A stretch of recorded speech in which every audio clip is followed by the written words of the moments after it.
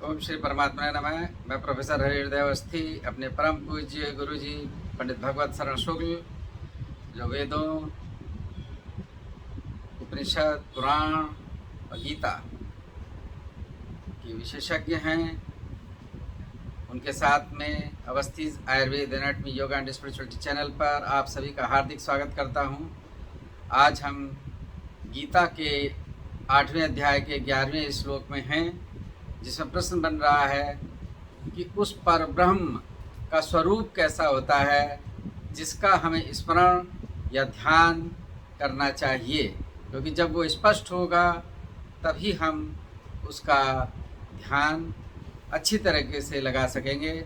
तो उसकी विशद व्याख्या के लिए इस श्लोक की हम अपने परम पूज्य गुरु जी की ओर चलते हैं। प्रपन्न पारिजाताय तोत्र वेत्रैक पाणगे ज्ञान मुद्राय कृष्णाय गीतामृत दुहे नमः। वसुदेव सुतं देवं कंस चाणूर मर्दनम देवकी परमानंदम कृष्णम वंदे जगद्गुरुम। इस चैनल से संबद्ध सभी विद्वद्गण, सभी जिज्ञासु छात्रगण, सहृदय सज्जन वृंद एवं इस चैनल के संस्थापक तथा प्रबंधक आचार्य हरिहृदय अवस्थी जी,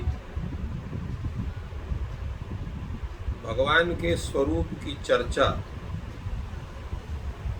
गीता में अनेकत्र हुई है और इसी अध्याय में भगवान ने अपने स्वरूप की चर्चा में कहा, कविम पुराण मनुषा सितारा सतार मणोरणीया समनुस्मरेद्यः सर्वस्य धातारमचिन्त्य रूपम आदित्यवर्णम तपसः परस्तात्। इस रूप में उन्होंने चर्चा की है और इसी तरह से यहाँ पर भी वो चर्चा करते हैं कि वो कौन सा वो स्वरूप है भगवान का, ईश्वर का, परमात्मा का। यदक्षरम वेद विदो वदन्ति विशन्ति यत्यत्तयो वीतरागाः यदिच्छन्तो ब्रह्मचर्यं चरन्ति तत्ते पदम संग्रहेण प्रवक्षे। ये दोनों श्लोक जिनकी अभी हमने चर्चा की, कवि पुराण इत्यादि का, और यदक्षरम वेद विदो वदन्ति, ये दोनों श्लोक वस्तुतः ये उपनिषद में भी आए हुए हैं, कहीं भिन्न स्वरूप में, कहीं तत्स्वरूप में। जैसे कवि पुराण मनुषासितार इसका है, वेदा हमेतम पुरुषम महांतम आदित्यवर्णम तपसः परस्तात् तवे विदित्वाति मृत्युमिति नान्यः पंथा विद्यते अनाय। इस रूप में श्वेताश्वर उपनिषद में आया हुआ है, जहाँ पर इसकी चर्चा हुई है कि हम उस पुरुष को जानते हैं जो बहुत श्रेष्ठ है, आदित्य वर्ण है और अज्ञान से परे है, जिसको जानने के पश्चात व्यक्ति मृत्यु से विजय प्राप्त करता है और उसके जाने बिना कोई ऐसा मार्ग नहीं है कि आप उस परमात्मा के स्वरूप को या मोक्ष को प्राप्त कर सकें। और इसी तरह से जो यह यदक्षरम वेद विदो वदन्ति वाला ये श्लोक है, ये भी जो है कठोपनिषद में आया है। सर्वे वेदा यत् पदमान वदन्ति तपांसि सर्वाणि च यत् वदन्ति यदिच्छन्तो ब्रह्मचर्यं चरन्ति तत्ते पदम संग्रहेण ब्रवीमि ओम नित्येत। तो इस तरह से गीता का ये जो श्लोक है वो पूरे उपनिषद का ही स्वरूप है, उपनिषद के ही मंत्र को भिन्न स्वरूप में प्रस्तुत किया गया है। इसीलिए गीता को सर्वोपनिषदो गावः दुग्धा गाव गोपाल नंदनः, ये गीता के स्तुति में कहा गया है कि जितनी उपनिषद है वो गाय है और दूहने वाला जो है भगवान श्री कृष्ण है। और दूहते क्या है तो पार्थो वत्सा सुधीर भोक्ता दुग्धम गीतामृतम महत्, और दुग्ध जो है वो दुग्ध रूप जो अमृत है वो गीता अमृत रूप है। और दूहने वाला कौन है, भगवान श्री कृष्ण है। और बछड़ा कौन है, वो पार्थ अर्थात अर्जुन है। तो अर्जुन के माध्यम से ही ये गीता अमृत रूप उपदेश प्राप्त हुआ है। तो इसमें भी कठोपनिषद में यही कहा गया है कि जिस पद का, जिस भगवान के स्वरूप की स्तुति का गान सभी वेद करते हैं, सभी जितनी तपस्या है, जितने तप है, जिसके स्वरूप को कहते हैं, और यदि क्षमता जिसका स्मरण करते हुए व्यक्ति ब्रह्मचर्य व्रत का पालन करता है, उस पद भगवान के पद को हम कहते हैं। उसका स्वरूप क्या है? ओम यह स्वरूप, जिसकी चर्चा भी आगे होगी। तो इस प्रकार से उस परमात्मा के स्वरूप का वर्णन होता है। तात्पर्य क्या है कि जब तक हम किसी अपने इष्ट देवता के पूर्ण स्वरूप का हम ज्ञान नहीं करते हैं, तो उसके प्रति हमारा विश्वास नहीं बनता, हमारी श्रद्धा नहीं बनती है। और जब श्रद्धा और विश्वास दोनों नहीं बनते हैं तो भक्ति भी नहीं बनती है।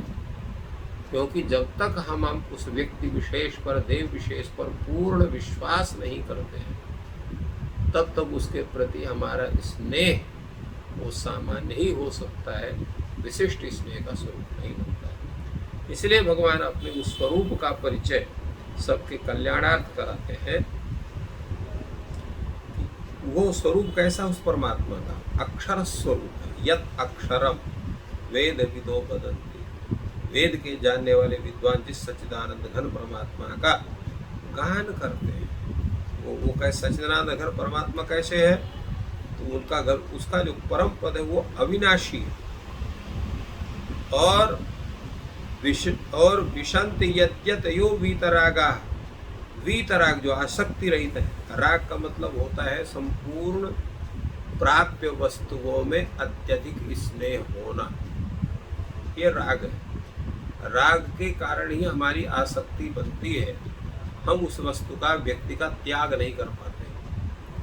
अगर आपकी पैसे में अनुरक्ति है तो अगर आपको पैसा खो जाता है तो अत्यंत आप उद्विग्न हो जाते हैं, और कहीं अधिक मिल जाता है तो बहुत प्रसन्न हो जाते हैं। इसी प्रकार कोई व्यक्ति है, प्रिय व्यक्ति आपको मिल गया तो आपको बड़ी प्रसन्नता होती है। उस व्यक्ति से बिछो हो गया तो आपको अप्रसन्नता उत्पन्न होती है। तो ये राग जो है ये सुख का भी कारण है और दुख का कारण है, दुख का कारण अत्यधिक है। इसलिए अगर आप पूर्ण सुख चाहना है तो वीतराग होना आवश्यक है। तो इसलिए आसक्ति रहित होना चाहिए। और वीतरागा यतया, यति का अर्थ क्या होता है? यति का अर्थ होता है जो संपूर्ण उस ब्रह्म के प्राप्ति में जिनके संपूर्ण प्रयत्न होते हैं और जो संन्यस्त जीवन व्यतीत करते हैं, कुछ नहीं चाहिए उनको, ऐसे जो संतगण हैं। तो उस परमात्मा में जो अपने बुद्धि का, मन का, अपने संपूर्ण क्रियाओं का समर्पण कर उस परमात्मा में ही अपने बुद्धि का प्रवेश करा देते हैं, फिर उनको किसी वस्तु की आवश्यकता नहीं होती। और यदि छंतो ब्रह्मचर्यम चरन्ति, जो ब्रह्मचारी गण है, तपस्वी गण है, जिस उस परमात्मा के पद को प्राप्त करने के लिए ब्रह्मचर्य व्रत का धारण करते हैं।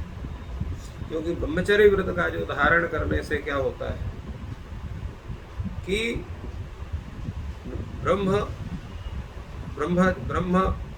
ब्रह्मचारी होना,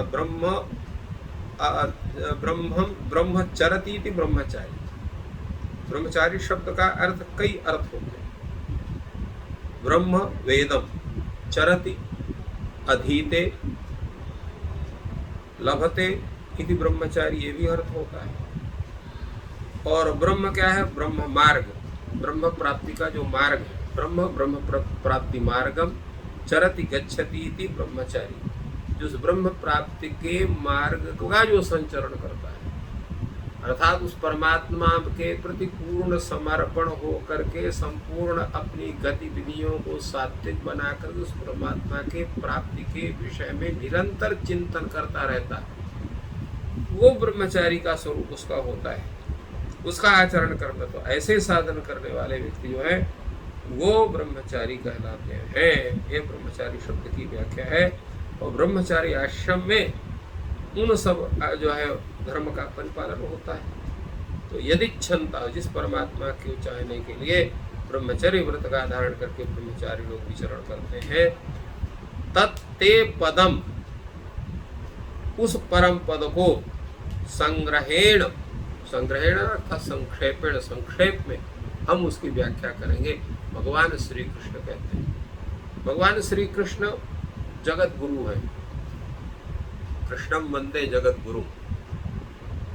और गीता में उनका जो स्वरूप प्रकट है वो जगत गुरु का स्वरूप प्रकट है। इसलिए वसुदेव सुतम देवम कंस चाणूर मर्दनम देवकी परमानंदम कृष्णम वंदे जगत गुरु ये कहा गया। तो ये जगत गुरु है और गुरु रूप में विद्यमान है। यहाँ पर कृष्ण क्या है? वो सखा भी है, गुरु भी है और गोविंद भी है।